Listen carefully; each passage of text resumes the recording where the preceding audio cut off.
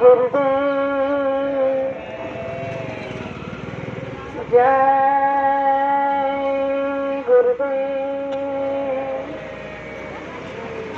जय गुरुदेव। नाम किसका? प्रभु का पावन नाम। जय गुरुदेव।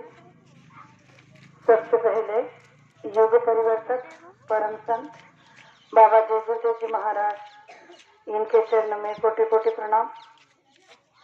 यहाँ पर उपस्थित हमारे प्रचार रैली में चलने वाले सभी माता पिता भाई बहनों को बड़े प्रेम के साथ जय गुरुदेव।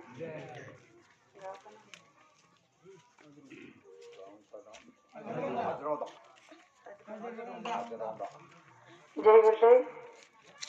आज हमारे प्रचार रैली का पहला दिन है और आज आपके ही गांव में पड़ाव का ही मासी यहाँ से 5 साल गाँव है मासी, वहाँ पर हम लोग का रुकने का प्रबंध है।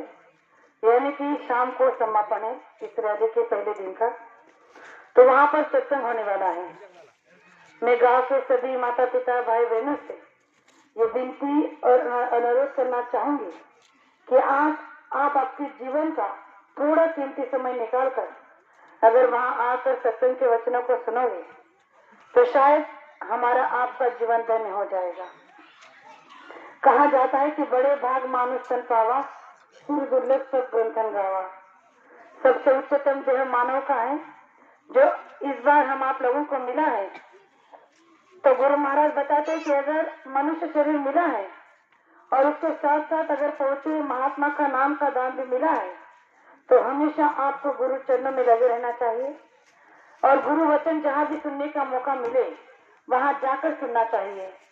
तो बड़े परम सौभाग्यशाली है आपके इस पावन धरती के लोग जिनको बाबा जय गुरुदेव जी महाराज के अमृत वचन उनके शिष्य द्वारा सुनने का मौका मिलेगा।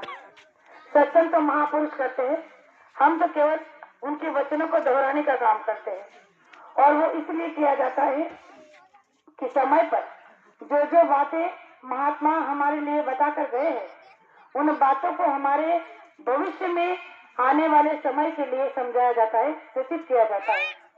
तो गुरु महाराज हमेशा बताते हैं कि देखो ये घोर कलयुग है और इस घोर कलयुग में आपको मानव का तन मिला है, ये आपके लिए बड़े परम सौभाग्य की बात है। लेकिन अगर इसमें आप केवल संचार करते रहोगे तो फिर आपका जीवन व्यर्थ है। गुरु महाराज ने कहा कि संचार के साथ साथ आपको परमार्थ भी करना चाहिए, पहुंचे महात्मा से नाम का दान भी लेना चाहिए। यानी कि जीवन में आपको निगुरा नहीं रहना चाहिए। तो प्रेमियों, बाबा जय गुरुदेव जी महाराज इस संसार में एक ऐसे महान महात्मा हमारे आपके सामने आए हैं जो जीते जी परमात्मा का दर्शन इसी मनुष्य मंदिर में कराना चाहते हैं और करा देते हैं। और उन्होंने एक वादा और किया है कि जब आप नाम का दान ले लेते हो तो उसी दिन से मैं तुम्हारे अंग संग हो जाता हूँ, फिर जीते जी और मरने के बाद भी मैं तुम्हारे अंग संग रहता हूँ। प्रेमियों, आज बताइए संसार में हम माता पिता पति पत्नी बच्चों के साथ रहते हैं, इष्ट मित्र परिवार के साथ रहते हैं, उनके लिए क्या कुछ नहीं करते हैं। संसार में झूठ फरेब बेईमानी चोरी कतलाम जो भी करना पड़े हम उनके लिए कर लेते हैं। लेकिन फिर भी गुरु महाराज ने कहा कि ये सारा संसार जो है स्वार्थ से भरा हुआ है और इस स्वार्थ से भरे हुए संसार में आप इतना कुछ कर लेने के बाद भी साथ में कुछ नहीं ले जा सकते। लेकिन परमार्थ ऐसा नहीं है। गुरु महाराज ने कहा कि परमार्थ में आप जो करोगे वो आपके संग आपके साथ जाएगा। इसीलिए कहा जाता है कि कलियुग केवल नाम आधारा, सुमिर सुमिर नरोति भव पारा।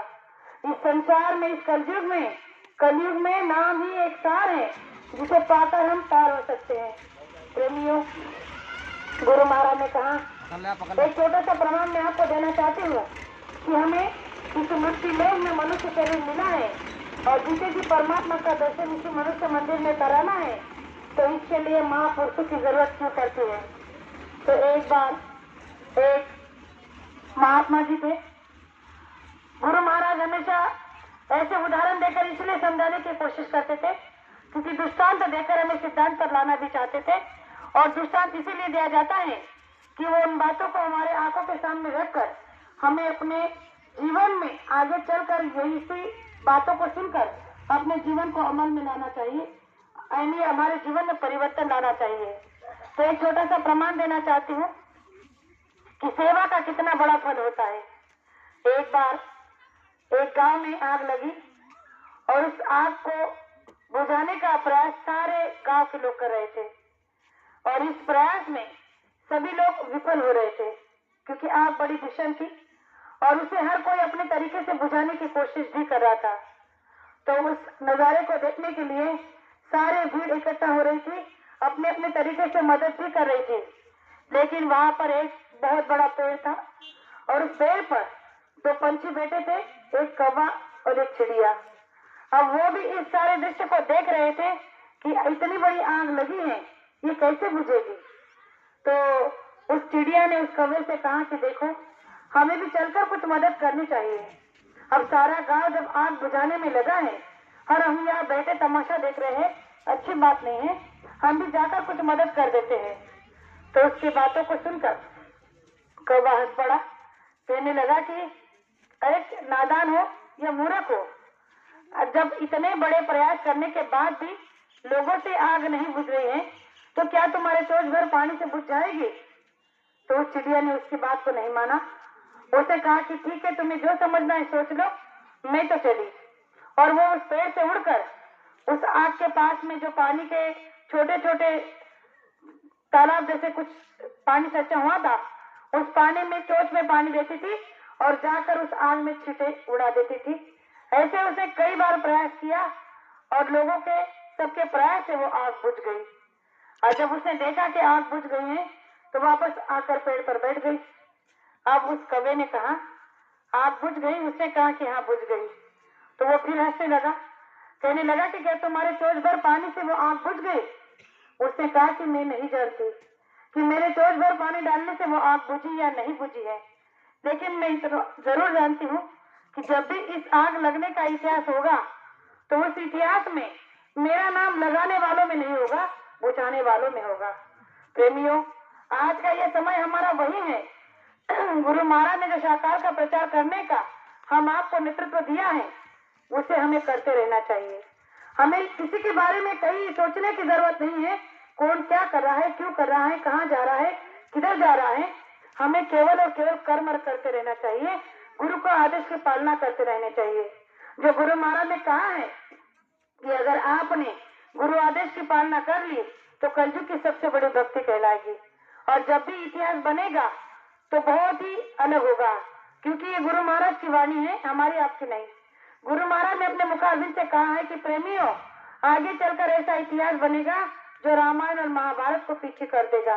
तो आप सोचिए, जब त्रेता और द्वापर को पीछे करने वाला युग में हमारा इतिहास बनने वाला है तो वो ऐसे ही साधारण तो नहीं होगा। तो गुरु महाराज ने जो आदेश हमें दिया है कि आप बंदर भालों की तरह हर गांव में जाकर प्रेमियों को अपने तरीके से समझाने की कोशिश करो। अर्जी उनकी रहेगी, अर्जी आपकी रहेगी, मर्जी उनकी रहेगी। तो गुरु महाराज ने ये छोटा सा कार्य हम आप लोगों को दिया है।